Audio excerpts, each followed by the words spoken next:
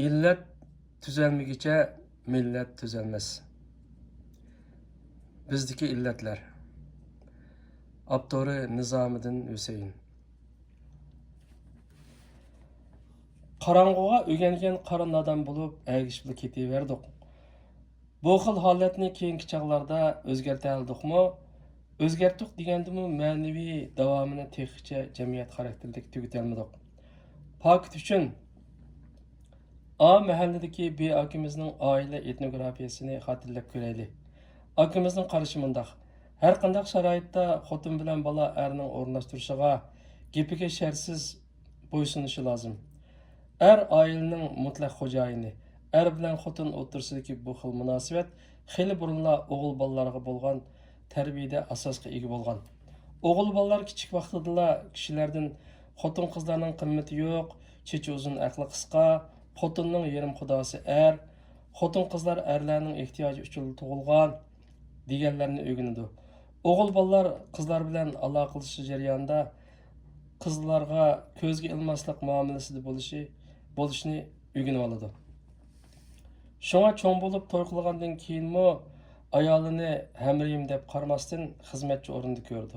Demak, xotin qizlar oilasidagi erlarning hurmatlashiga erishilmaganlikdan ularning aka-ukalari tarafidan kamsitiladi. Erleri tarafidan xo'rlandi. Baravar hamrohga aylanishig'imi imkoniyat berilmaydi. Qiz tug'ish mayuslik ilib keladi. Bizning B akimiz 90-yili 33 xotinni qo'yibdi. Pushtidan bo'lgan 6 o'g'ilni beqib, 8 qizni onalarga tashlabdi. Qo'yitilgan xotinlarning 9i og'zi yomon, 12si hayosiz, 5i ko'chkazdi, 2si tegpaslikda ayblangan. Yuqorqi ayb gunohlarning hammasilar yanıla tarixdagi xo'jalar yo'lidan qolgan miroslarning mevalari emasmi? Bizdagi yomon gapning eng qattiqi xotinlarga, gumonning nurg'uni xotinlarga, gunohning nurg'uni yanıla xotinlarga, diniy vabal, savobning joyida bo'lmaganligimi yanıla xotinlarga artilyotmamdi. Jahondoshlik aloqasi eshakleşken konu zamandan ayrıplanlaşkan yeni zamana kadar iştilden eşekçilgiçe. Bu xil ägişiş, varıslık davamlaşıp keliverdi. İşanım ketken bilen yolu ketmedi. Boğumuz mangan yolunu nevrimiz meňatydy. Eger tarihten kalgan ägeşimçilik özgerdi o deyilse rast sakallıklardan sakalsızlarga, uzun çapallıklardan kaldı çapallıklarga, umumiylikten taraygan umumiylikka, aşkarlıktan yoşurunlukka özgerdi halas.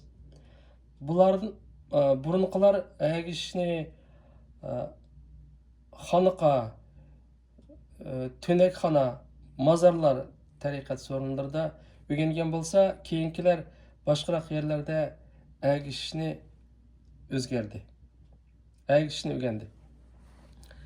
Texi bu xil ägişiş burunqı xo'jalarni ägişishdan mazhabchilik, chekin aşqan xoşamat ko'yliq, razil xususiy g'araz bilan ma'lum mansabdorlarga ägişishga shoxladi. Xolos. Buni bir xil milliy kesal tarix fojiasi desak bo'lar. Bechorchilik, to'liq o'ziga ishonmaslik, o'zini tuvan ko'rish odati bilan ifodalandi. Bizdagi bechorchilik. Nemish qilsan buyurganni? O'ltirmamsan, o'ri turib o'ginib qoptiman. Vazifang nima? Xo'sh deyish. Ish qila olamsan? Haq qilganda qilaman. Kula olamsan? Haq kulsa kula olayman. Yig'lay olamsan? Haq yig'lasa yig'lay olayman. Degende xarakterdagi kishilarimizning bo'lganligi bilan qiyofatlanadi. Demak, biz favqulodda mutaassib madaniyatning asoratiga duchor bo'lganligimiz uchunmikin ba'zilarimiz mustaqil tafakkur qilish iqtidorimizdan ayrilib qolgan. Farq etish, baho berish, aqlimizmi yo'q deyarlik. Rost yolg'onni farq qilishga qiziqmaymiz. Bu bir nerv xarakterlik zaifligimiz albatta. Buzilgan kayfiyatning yana bir xili qalandarchilikdir. Suğa bag'ri qanmag'achqa ko'p hollarda seriqtal muhtojlikda yashaydigan bu jafoliq yurtdan olimmi, zolimmi, boymi, gadoymi chiqqanki, azaldan birmi tilamchi chiqqan emas. Buningdimi birdan bir xosiyat shuki, soyda tug'ilib, toshqa dasab o'sgan bu irodalik xalq dunyoni, yashashni va insoniy qimmatni chin ma'nosidan emgak deb tushunishidi. Abdurahim Abdullahning Davonliq yo'llar nomli postidan.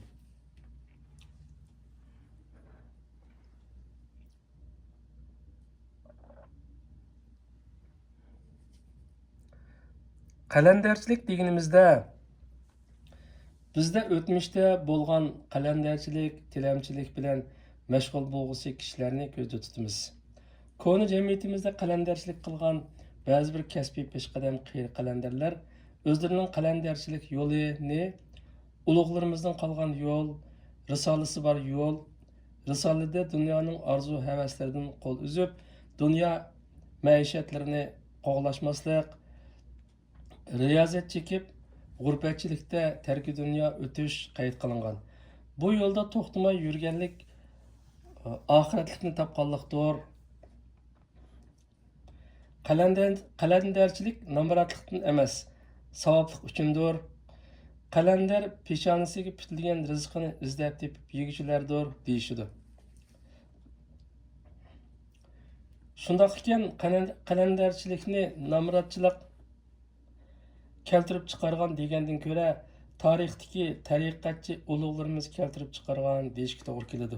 Demak, qalandarchilik tariqatning turmushlashgan jamiyat shaklidir albatta.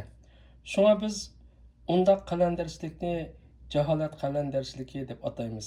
Bu qalandarchilik xarakter jihatda ijtimoiy nomratlik hodisalaridan kelib chiqqan bo'lib, turli ijtimoiy, tarixiy, tabiiy sabablar tufaylidan moddiy turmushda madarsiz qolganlar, hodisiga, peshkanlikka uchrab, ijtimoiy biqim qutqizishga hojat bo'lganlar, egisiz, mohiysiz qiyri cho'rlar, notavon yetim yesirlar, qisqasi jamiyat xayri xohligi zarur bo'lgan ijtimoiy bicharalardan farqlanadigan qalandarchilikdir. Bu xil qalandarchilik to'g'risida 1948 yılı ili hükümeti Organ gezitining shu yili 11 sentabr sonida e'lon qilingan qalandarchilikni cheklash haqidagi bosh maqolasida munolar ta'kidlangan.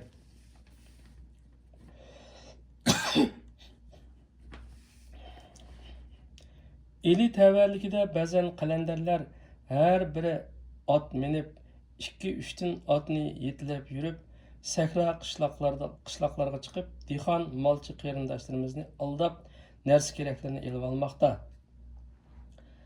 Qalandarlar xamonlar chash bo'lganda xamonlarga paydo bo'lib qoladi.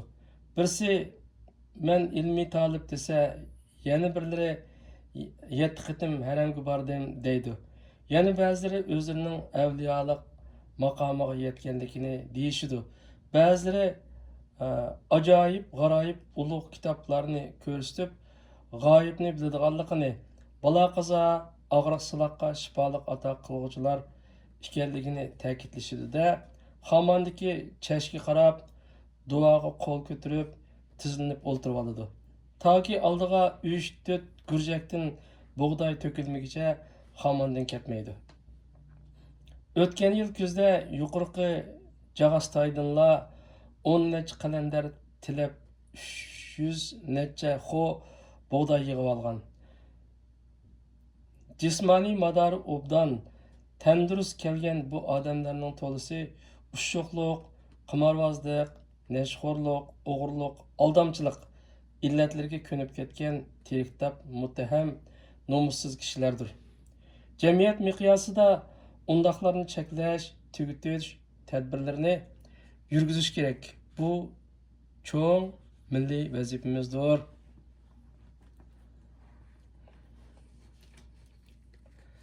Bizning burunqi jamiyatimizdagi o'g'irlik, qimorvozlik, nashxo'rlik, aldamchilik, ko'kamilik, yuzi qilinliq illatlarning tarqalish manbalaridan biri qalandarchilik sohasidir. 1937 yılı 20 mayda chiqqan Şinjan Uyg'ur gazetida besilgan Ürümchining bir yillik xizmatlarida 59 ming odami bor Ürümchida mushu bir yil ichida 414 qitim o'g'irlik voqeasi bo'ldi. Bizning 390 qitimlikni buning 390 qitimlikini qalandarlar qilgan. 17 qitim qotillik ko'rildi. 7sini qalandar, bangilar qilgan. 240 qimorvoz tutildi. 102si Ürümchiga kelgan qalandar musofirlardir. Əplashtirilsa o'g'irlik, əplashtirilmasa qalandarchilik qiladigan, yosh vaqtida o'g'ri, qimorvoz, qiyrilganda banga qalandar bo'lib oladigan, qorong'uda bulongchi, kunduzda qalandar, bechorchilik bilan yuradigan qalandarlar umuman Xudo yo'lini shipi keltirib, diniy libosga yo'ginib, bechorlik bilan ko'rinish qilib, yalvurish ohangida so'zlab, qo'llari ko'ksida, bellari oldiga egilgan, xuddi tizlanib, talmirib, nafsxo'r hayvondek xorliq, xuroqliqning hamma turlarini xo'p ko'rib, bir parcha nonga yoki bir tiyin pulga jonni talmirtgan, inson siyoqidagi qadridan ayrilgan odam bo'lgani uchun bizning kishilarimiz darvaqa ularga ich og'irtish, bir narsa berib qo'yishni ma'naviy xislat, savobli ish qilib olgan. Bundaq yumshoq xislatni burunqilar tarki dunyolik xislati qilishgan bo'lsa, keyingilar musulmonchilik xislati, uningdan keyingilar bo'lsa insonchilik xislati qilishib kelmoqda. Xalqning, millatning yoki alayli bir yurtning nomusini to'kadigan eng yomon odatlarga o'ginib ketgan, emgak qilmaydigan, xo'rliq sezimini yo'qotgan, ziyni ig'ir, ta'siri qabih bunday kishilarga pok musulmonchilik xislati, pok insonchilik xislatini zoya qilish, bilib bilmay nomussizlikqa, xo'rliq, quvoqliqqa angsizlarcha bo'lishqanlik yon bosqanlikdir. Nafratga uchirgan illat yo'qolmaydi. Askirlikka qarshilik bo'lmagan yerda askirlik tugamaydi. Nomus bo'lmagan yerda vijdon nima qilsin? Ijtimoiy becharalar, emgaksiz, biqimsiz, ojiz notavonlarga qaratilgan pok diniy xislatni, insonchilik xislatini, jismoniy madori, quvvati, tandurustligi joyida turgan qaram tirik kitoblarga taqdim qilish, vaj topsang askiga ber deganlik bo'lmay nima? Duo qildirish tugmasa, duo qilish tugamaydi. Saxta qilg'uchi tugmasa, saxta qilinguchi tugamaydi. Ulug' adib Alisher Navoiy tilamchilar haqida Habibul Qulub ta mundaq yozdi.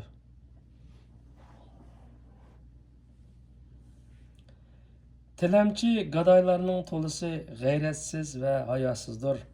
Ularning kunduzi har yon qatirishi, aldamchilik bilan xalqdan narsa ilish va kechisi kelib o'g'irlik qilish uchun har yonga ko'z silishdan iborat. Kishidan yaxshilik ko'rsa shukr qilmaydi. Yaxshilik ko'rgan kishini tilga olmaydi. Har qancha yesimi yana och qolgan kishidek, qancha ichsimi suvga qonganligini bilgili bo'lmaydi. Uning xiyoli gijmoch xiyollar bilan to'lgan, ko'nglini riyokor so'pilarning ko'nglidek naxo'shlik qoplagan. Ular odamiylikdan yiroq, hatto diva shaytonlarmi ularni tillaydi. Ular insoniyatdan va musulmonchilikdan yiroq bo'lib, to'ng'iz va eyiqlar odamgarchilikda ulardan to'ng'iz va eyiqlar odamgarchilikda ulardan yaxshiroq. Buzilgan kayfiyatning yana bir xili nashchilik, zaharlik chekimlikka berilish edi.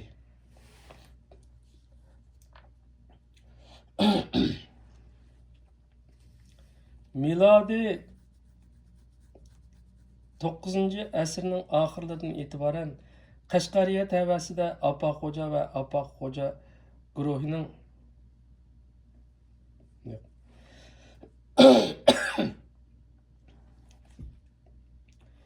Miladi 17-asrning oxirlaridan e'tiboran Qashqariya tavasida Apaqo'ja va Apaqo'ja guruhining ishqiya diniy odati, ya'ni nashkashlik, banglashish odati bosh ko'tardi ham kuchab kengaytirilishga boshladi.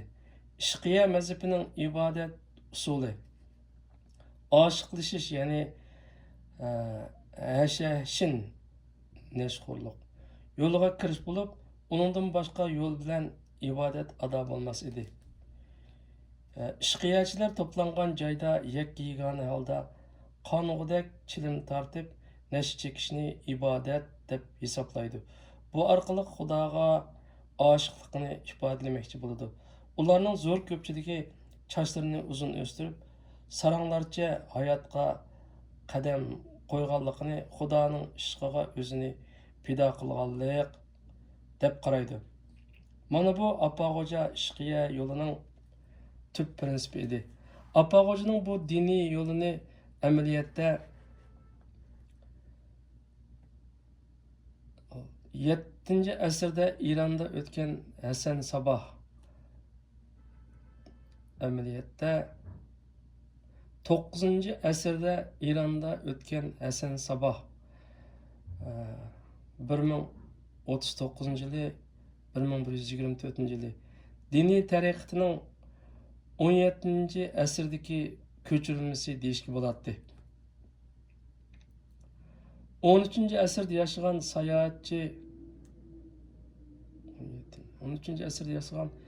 sayohatchi Marko Polo Hasan Sabohning bu diniy yo'li haqida to'xtalib, Hasan Saboh muridlari fidoyilarini nashat chektirib mast qiladi. Ular nashiga odatlanib, nashsiz yasholmaydigan holatga kelgan edi. Ularning nasha chekkisi kelganda nasha beraman deb Hasan Saboh xatarlik vazifalarni o'rinlashtirishga buyurdi. Uning buyrug'ini ijro qilgandan keyin ularga nasha beradi va jannatiga kirgizadi deb yozgan edi.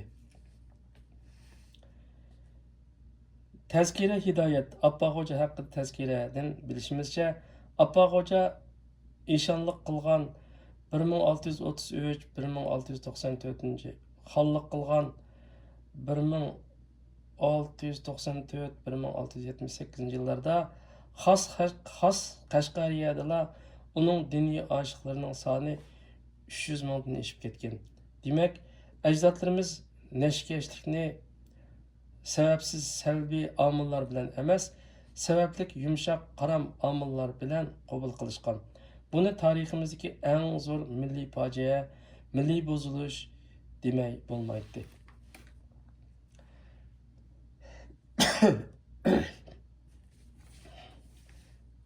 Birinchi, hamma zamon va tuzumlarning jinoyatlarini, vijdonsizligini, nejisligini, turmushdagi o'chmas dog'larni bangilar keltirib chiqarishadi. Ikkinchi, umriviy og'riqchanlar, tug'ma meyitlar, jismoniy sifatsizlar, go'mush, Sarang, laqvat, tersa, döt, jidalxo'r, ahmoq, po'chilar umuman kasbiy banga ota-onalardan tug'ilatdi. 3. Neşkeşler inson olamida ijtimoiy insonchilik, el hurmatidan, xalq yoki millat g'ururidan, vatan, millat, xalq, nasl, nasab, vijdon, musulmonchilik sezimidan ayrilgan. Elga illat, ziminga yük, kül, tuproq kishilardan bo'lib chiqadi. 4. Neşkeş o'rlisa jidalxo'r, paslasa qalandar bo'lib o'tadi. Ish emgakka yaramsiz ham ko'ngilsiz, el yurtqa, qavm jamoatga vafosiz bo'lib, qalandarchilik, qimorvozlik, o'g'irlik, hatto qotillik ular tabiatiga yot emas edi. 5. Ularning vujudi rostchilik va to'g'riliqdan yiroq, guvoh shohidlikqa, nasihat va maslahat arayışıga, nabob va behojat taqdiri o'sal odamlardan bo'ladi.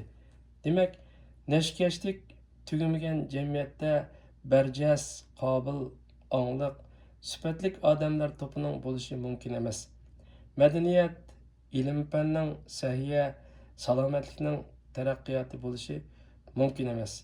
Baxt, ijtimoiy ozodlik, haqiqiy istiqbolning bo'lishimi zodila mumkin emas edi. Qayd qilib o'tishga bo'ladiki, 17-asrning oxirlaridan mushu asrning 30-yillari aprel inqilobigacha davom qilgan Uyg'ur jamiyatining bir bo'lim kishilik tarixi nashkashlik davom qilgan, uningga biror qitimmi qonuniy yoki ommaviy chek qo'yilmagan ijtimoiy zabun, nasha, diniy sohaga, madaniyat sohasiga, etnografiya, axloq sohasiga, san'at, adabiyot sohalariga o'sib kirgan, yurt, mahalla, ko'cha, uylargacha singib turgan, nashib turgan tarixdir. Yevropa jahongirlari tarixda apiyum bilan Jungoni kardan chiqarmoqchi bo'lgan bo'lsa, tarixdagi apoq-xo'ja va apoq-xo'jachilar bizning ajdodlarimizni nashi bilan kardan chiqarib o'tish karomatini rosa ko'rsatgan tarixdir. Demak, navatni setib, nash qilib tortadigan, zaminni setib gulxon quradigan, topgan boyliqini avlodining kelgusiga, ilm irfonga emas, nashiga xajlab tugitib o'tadiganlar tirikchilik qilayotgan bundoq jamiyat butun millatning halokatini tezlatguchi jamiyat bo'lib qolgan edi. Tarixdagi bu xil milliy fojianing sabab manbalarini tarixiy jihatdan ishqiya yo'lini bizda yurgizguchi apoq-xo'ja ham apoq-xo'jalardan deb qarasaqmi, real ahamiyat jihatda butun asosiy taraf yanla ba'zi muhtaram buvlarimizning tarixidan ko'rmay mumkin emas edi. Albatta, rost bir qism buvlarimiz oshiqlik yo'liga o'zlari kirgan, bangilarni xudoning oshiqlari deb o'zlari e'tiborlashgan, hatto jamiyatni shularning davomiga tutib bergan edi. Afsus, nasha kendiri terg'an, nasha ishlagan, nasha sotgan, tarqatgan, chekkan, chekkizgan, yegan, yegizgan, chetga chiqargan, nasha bilan bozor ochganlar, gulxon tuzganlar, yanala bo'g'illarimiz edi-ku. Ana ishlashni xudoyi kasib, oshiqlar ozuqi deb bilib, baladan balaga miros qoldirib o'tganlar yanala ba'zi bo'g'illarimiz emasmidi?